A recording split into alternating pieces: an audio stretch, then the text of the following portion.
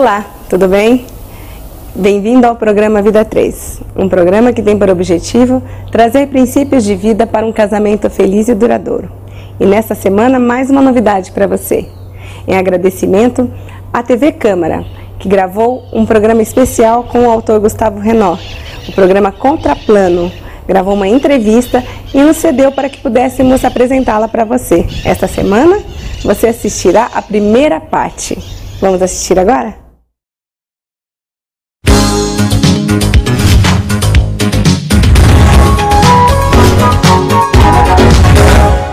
Olá a todos, o programa Contraplano está no ar. Hoje estamos recebendo Gustavo Renault aqui em nosso estúdio, escritor. Tudo bem, Gustavo? Tudo bem, prazer estar com vocês aí. Prazer é nosso. Gustavo é formado em odontologia e depois fez psicanálise, é isso? Fiz psicanálise, exatamente. Depois de um certo tempo de formado, querendo conhecer um pouco mais sobre a estrutura emocional do ser humano, que nós lidamos com o ser humano, com pessoas, então eu fui procurar um pouco o que a psicanálise tinha para poder oferecer também. Legal. E nós vamos falar hoje aqui no programa sobre o livro que o Gustavo escreveu, o segundo livro, que chama Tragédias e Propósito. Nós vamos ver um vídeo para contar um pouquinho sobre o livro. Um homem, uma renomada história, uma sólida família e um legado permanente.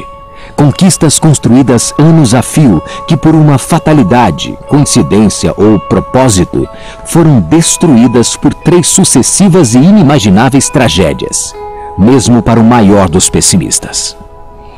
Um incêndio descomunal transforma o projeto de toda uma vida empresarial em um amontoado de cinzas, vitimando milhares de empregados. Um soterramento descabido destrói completamente a casa onde estavam seus filhos, matando-os instantaneamente. Uma doença inexplicável e avassaladora o corrói por fora, o levando em poucas semanas ao tênue limite entre a vida e a morte. Completa falência financeira, familiar e de saúde. Será possível uma reviravolta? Mergulhe nesta fantástica história inspirada em fatos reais e descubra que existem situações em nossa existência que vão muito além da limitada capacidade da compreensão humana. Tragédias e Propósito, um livro que desvendará caminhos para discutir sua existência.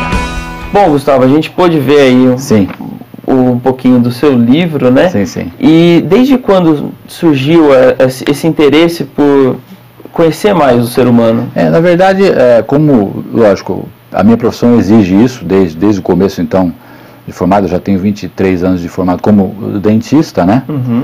E, lógico, quando você lida com o ser humano, você não lida só com, na minha área, por exemplo, só com a parte bucal dele. É lógico que é um conjunto de sentimento, de emoção, ainda mais se tratando de odontologia, que muita gente ainda tem um certo receio, né, do ambiente, de tudo aquilo, enfim. Então existe muita emoção envolvida nessa questão. E também, depois disso, nós começamos, eu e a minha esposa, nós começamos a lidar também com casais em relação de problemas de casamento, aconselhamento conjugal, e aí você entra num outro aspecto que é puramente emocional, né, do ser humano, de convivência entre 2 seres totalmente diferentes que querem se acertar na vida e querem ter uma vida feliz dentro do casamento, né? E aí, muitas vezes é complicado, né? Sempre é, né? Sempre é. A questão conjugal, ela sempre é um problema de você conseguir administrar, né? Existem muitos desafios envolvidos dentro do casamento, né? Até porque eu tenho uma formação diferente da minha esposa, formação emocional, cultural, social, enfim, então são vários aspectos envolvidos que, quando a gente busca um relacionamento conjugal, a gente quer se acertar e quer ser feliz dentro da família, né? Então, aí mais ingredientes emocionais ainda nessa questão. Então, tudo isso foi se somando para que eu buscasse, não só na psicanálise, mas também em alguns princípios cristãos, para que a gente começasse a entender melhor como é que funciona essa cabeça do ser humano, que enfim, é quase impossível da gente conseguir entender completamente até a nossa própria vida e quem dirá a vida dos nossos semelhantes, né? Então, a partir daí que começou esse interesse de conhecer melhor o ser humano, não de uma forma biológica, mas emocional também. Com certeza. E essas palestras surgiram como?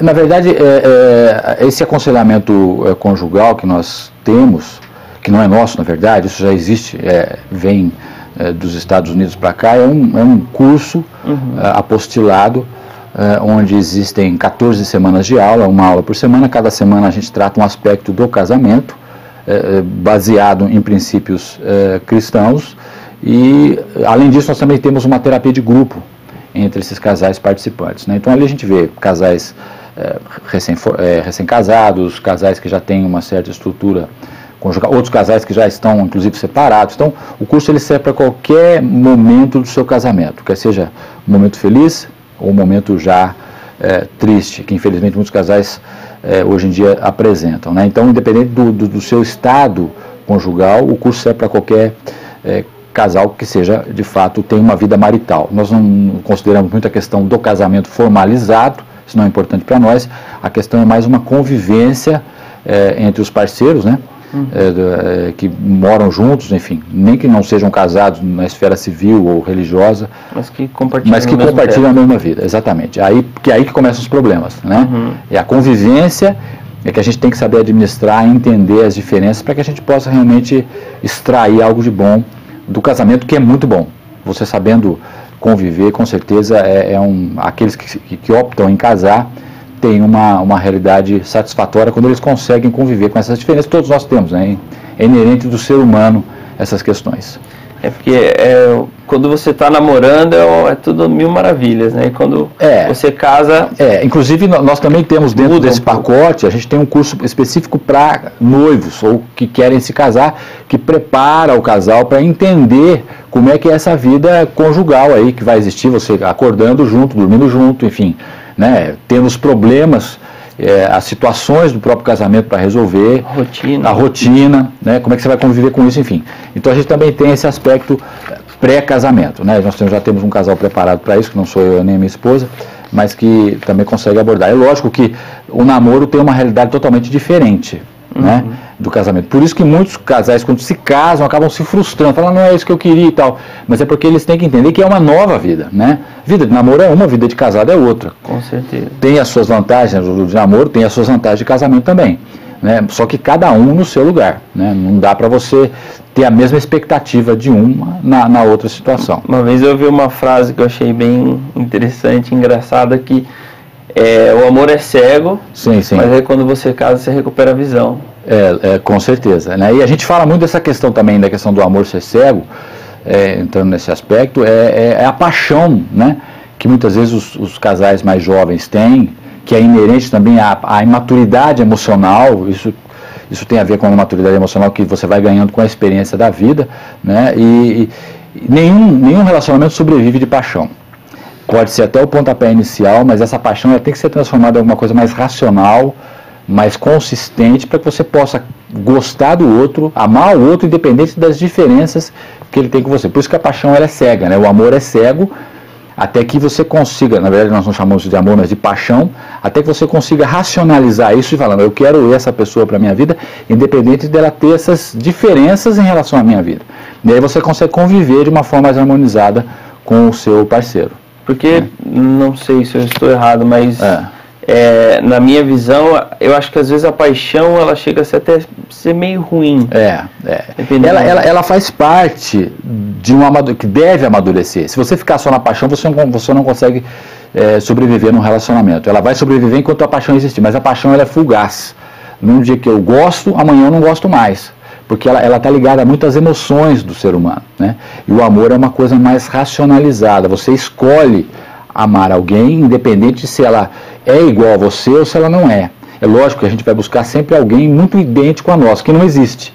Por isso que a gente se frustra, né? Ninguém é igual a você, né? Então a gente tem que saber conviver com essas questões emocionais, escolher alguém a partir de um momento, de repente, por uma paixão, mas que isso caminhe, desenvolva por um relacionamento mais maduro, que é o que o casamento se propõe. Porque o casamento, a gente fala no curso, isso é interessante, que o casamento ele vai trazer sempre o que é de pior na gente, né? Por isso que, de repente, na época de namoro, você até consegue conviver, porque a pessoa não se mostra de fato, porque você não convive com ela, né? De repente você sai com ela à noite, final de semana e tal, mas você de fato não conhece a pessoa. É uma oportunidade que você tem de conhecer, né? E você deve usar o namoro para isso, para conhecer a personalidade do outro, para que de repente aquilo possa se encaixar em você ou não. Mas no casamento a coisa sempre piora, né? Porque o casamento você vai ser o que você é. De fato, você vai tirar suas máscaras e é aí que entra as questões complicadas que a gente tem que saber administrar para que o nosso casamento realmente possa ser um casamento saudável, um casamento que vai agregar valor na nossa vida, né, e não destruir. É porque realmente a gente só conhece,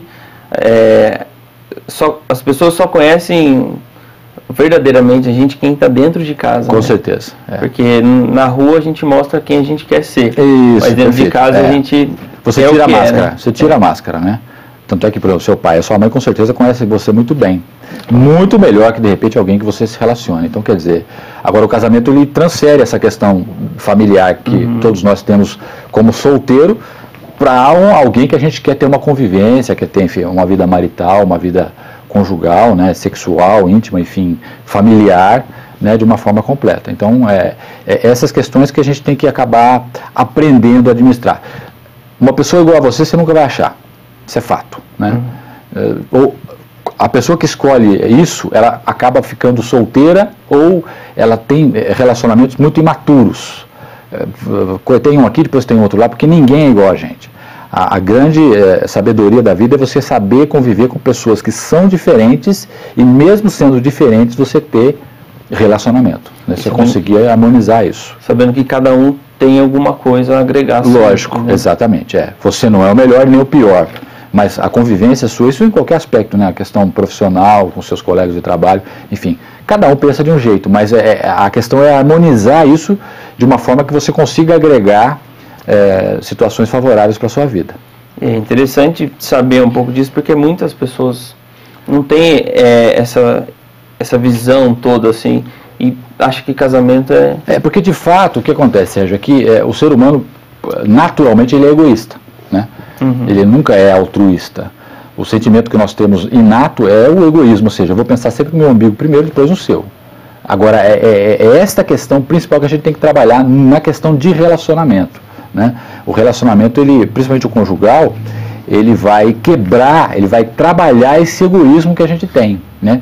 Ele vai começar a construir alguma coisa que seja compartilhada, alguma coisa que agregue na minha vida vivendo com alguém, né? E é essa questão que muitas vezes as pessoas não conseguem quebrar esse paradigma, né?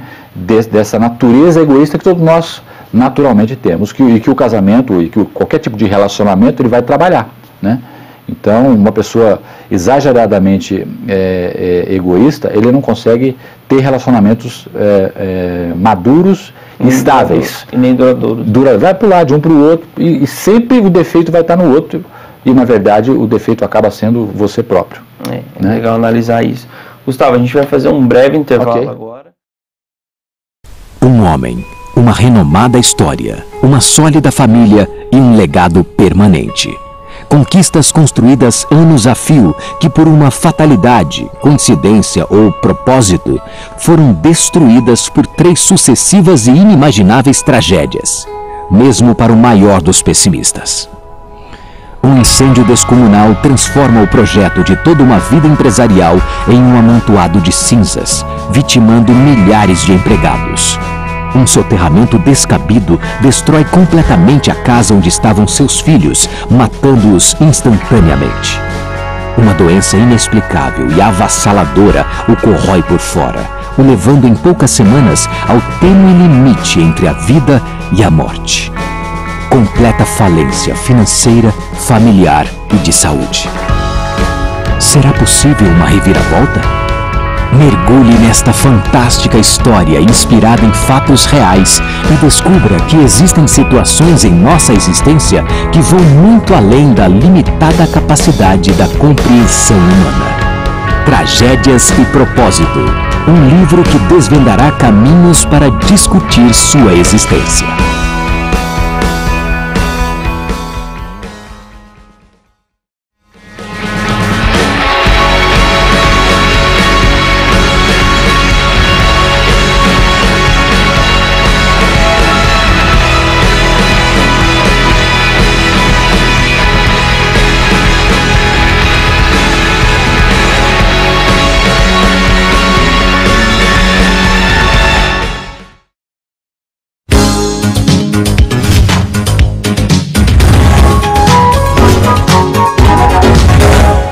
Estamos de volta com o Contraplano, recebendo hoje aqui em nosso estúdio Gustavo Renaud, escritor, autor do livro Tragédias e Propósitos.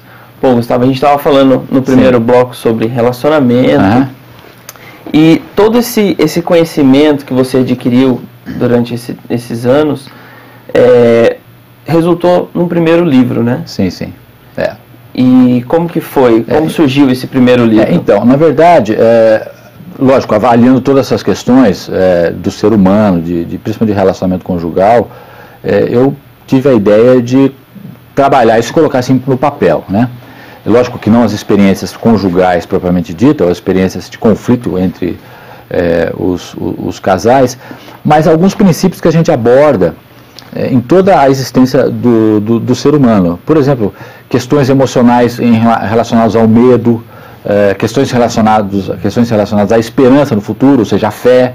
Então, eu coloquei nesse livro, extraindo algumas histórias bíblicas de uma forma mais contemporânea, para que as pessoas pudessem entender que nós usamos muito a Bíblia, né, como referência nessas questões de relacionamento, porque ali você tem inúmeros exemplos de pessoas frustradas, medrosas, pessoas corajosas, enfim, pessoas que tiveram problemas seríssimos na vida, e a gente acaba aprendendo com essa experiência, extraindo, logicamente, as experiências desses personagens, uma realidade para a nossa vida. Então, eu tentei agregar esses princípios, né, de confiança, de fé, princípios negativos também, como o medo, né, que muita gente apresenta de uma forma exacerbada, para que as pessoas conseguissem se conhecer melhor, né?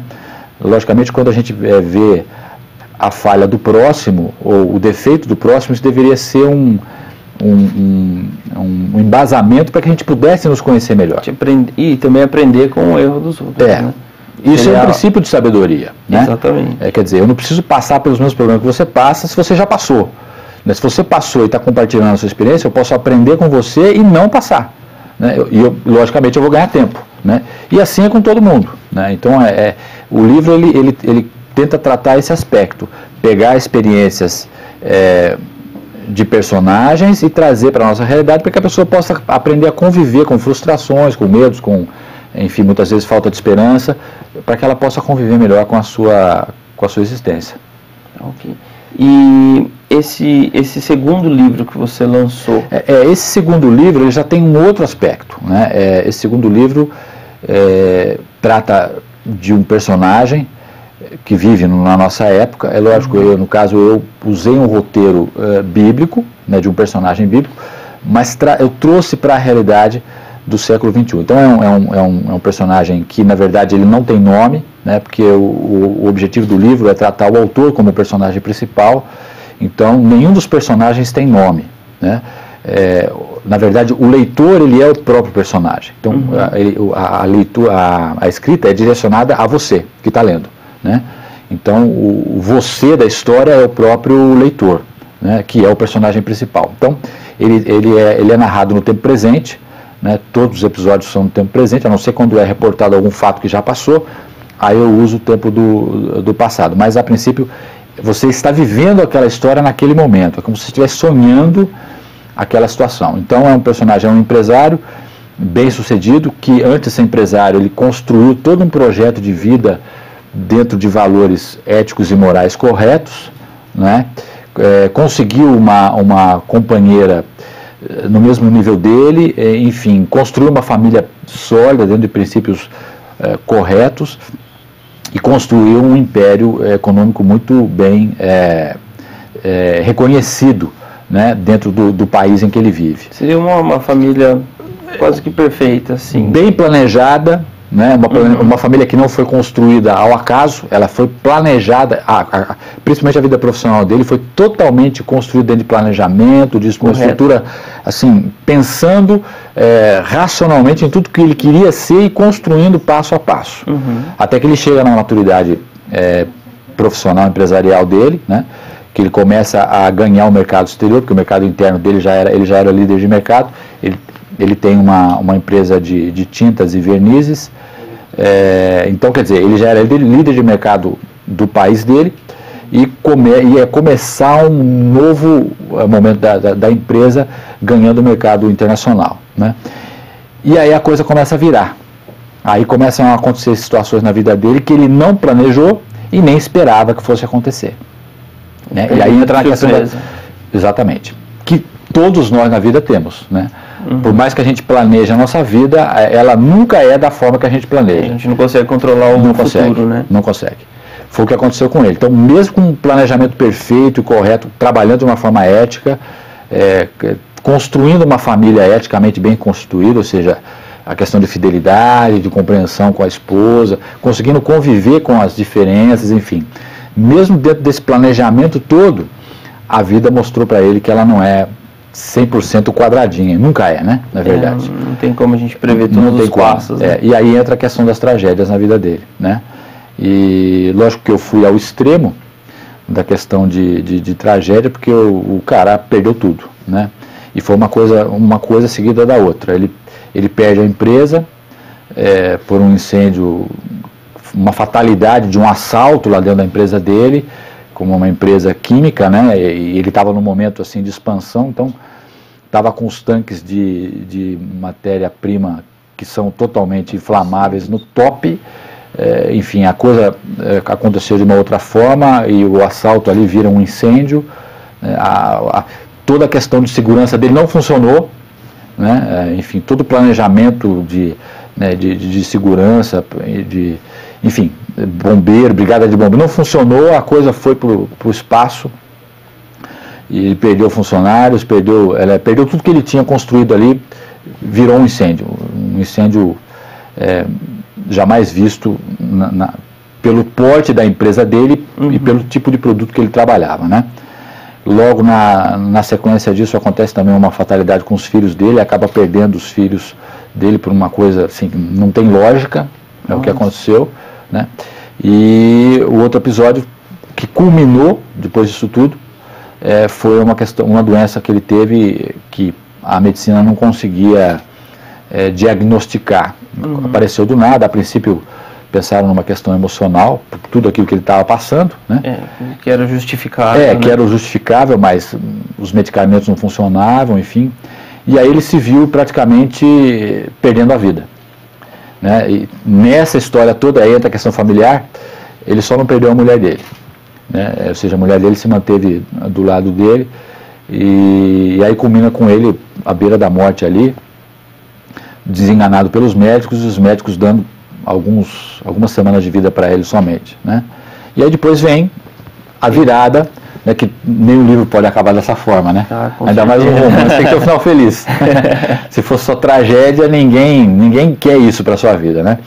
E aí depois ele começa a ter entram 3 personagens também na história aí, que são os amigos dele, que tentam argumentar algumas coisas, mas alguma coisa no passado ele deve ter feito para merecer tudo isso, enfim.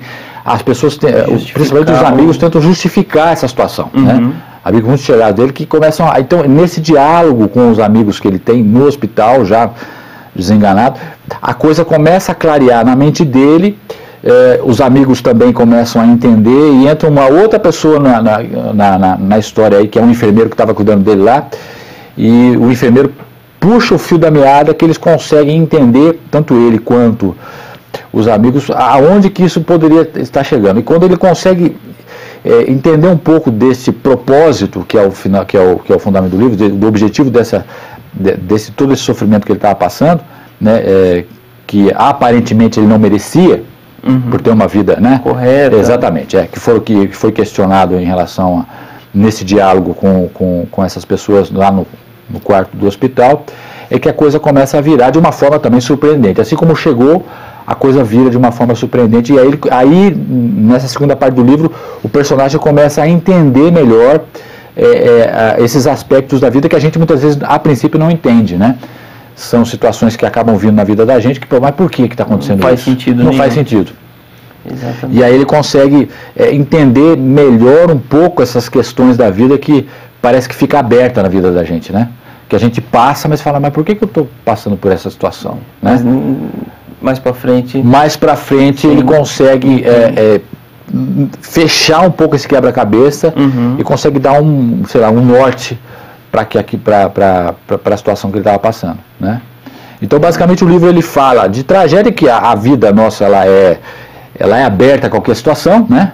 A gente vive e a cada dia é uma novidade. Ninguém espera passar por um revés, mas eles estão aí. A gente está à mercê de eles acontecem. Qualquer coisa. Eles acontecem, né? Quer seja porque você, de repente, semeou alguma coisa, ou, de repente, apareceu, está na sua frente aí, você tem que saber lidar, né?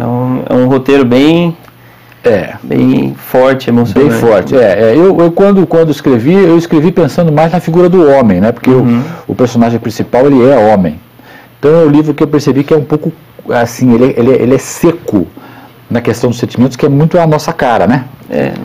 As mulheres, elas são mais emotivas e tal, mas eu percebi que a questão feminina do livro entra na questão da esposa dele, de como ela, como mulher, ela consegue lidar com essa situação toda, né? E ela se mantém firme ao lado do marido, mesmo perdendo toda a família, né? Ela se mantém firme e depois tudo isso é reconstruído lá na frente, e aí é o final da história do livro, ou seja, ele acaba recuperando de uma forma também surpreendente, que eu relato no livro, tudo aquilo que ele acaba perdendo, inclusive os seus filhos, né? Enfim, eu não vou contar o final da história, mas tem que ler o livro para tem a questão feminina também que está em volta das questões do personagem principal. Que o ápice do livro não é a história, são como se desenrolou tudo isso. Exatamente. E como ele lidava, né, com cada situação, né? É lógico, ele entra em desespero no momento, principalmente no diálogo com os amigos que ele tem lá no hospital, depois entra um enfermeiro na história e ele consegue dar um norte para essa situação toda.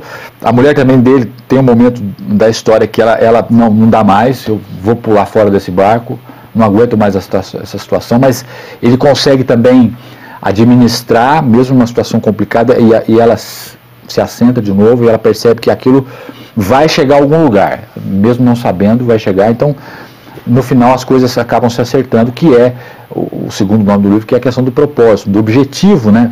Que muitas vezes a gente não tem no momento da tragédia, ali, da dificuldade, você não consegue enxergar, mas que você conseguindo trabalhar aquilo dentro de você vai ver que tudo tem um propósito. Entendeu? Com certeza. Este programa não acabou. Você poderá assistir a continuação dele na próxima semana. Espero por você. Até lá!